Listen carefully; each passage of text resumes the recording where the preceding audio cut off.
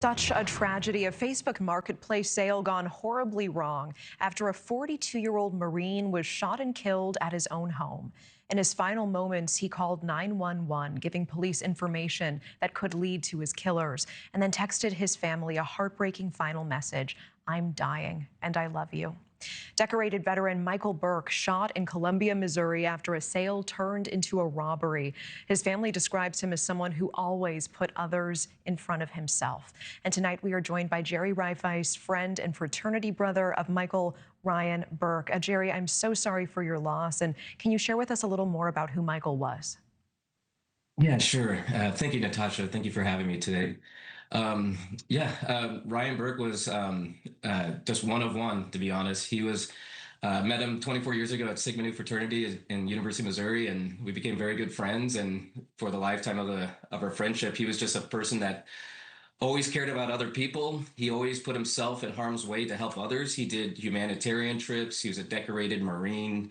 He even got into the special forces, and I jokingly call him my Jason Bourne friend, who, no matter where he was in the war or in the world, excuse me, he could be in a war zone or just in a not so great place doing security for ambassadors. He would always make the time to connect with loved ones, to his friends and family, and always ask them how they were doing. When really we should be worried about him more than him worried about us. That was just the type of person he was, and a big man of faith. He was a big man of the Christian church and going on missionary trips domestically across the world. He went to Uganda not terribly long ago just to kind of spread the word of Christ and hold Christian campus events at the University of Missouri. So that was Ryan in a nutshell. Yeah, we know he was trying to sell his iPhone Pro 15 for $585. Yeah. Immediately after he was shot, he had the presence of mind to quickly call police. He reportedly gave them a description of who shot him, and they ended up arresting three 18-year-olds, a minor. They've all been charged. We know they're in custody. Yeah. They're being held without bond. But if they were listening tonight, if they were listening to this interview right now, what would you tell them?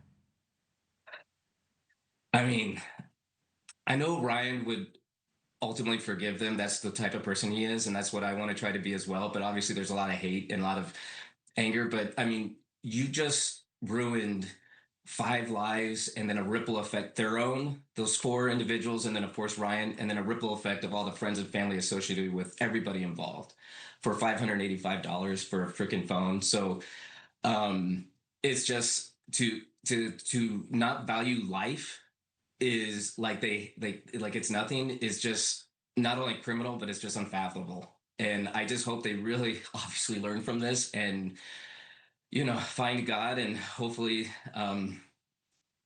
be a better person from this going forward. I mean, I don't know what else to say other than they deserve what they get coming to them here when they go through the trial. I mean, his presence of mind to be fatally wounded like that, to call 911, and then his final act to text his family goodbye. I mean, the New York Post reporting he contacted his mother and his sister. He said, "I am dying and I love you." He was rushed to the hospital. He didn't make it. What went through your mind when you heard about that? Well, his sister Maria called me that morning, and I knew something was kind of up because she doesn't usually call me, but we're still good friends, of course.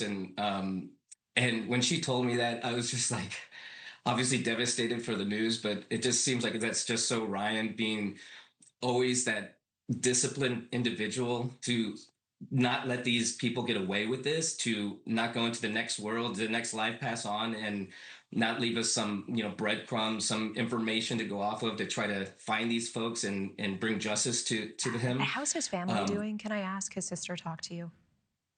Yeah, I talked to her off and on, and I mean, they're doing okay considering, obviously, they've been very busy making plans for visitation and funeral next week, which I'll be a part of. And so it's just one of those things, and we're going to plan a celebration of life when more of his friends from overseas, some of his military friends, come back to the States come April. So there's some events we're going to be celebrating with his friends and family coming up. So, I mean, that's kind of where their head's at, just staying busy, but all considering, just there for supporting them. I hear it. And thank you for sharing a little of Michael with us tonight. Jerry Rifeis, thank you so much.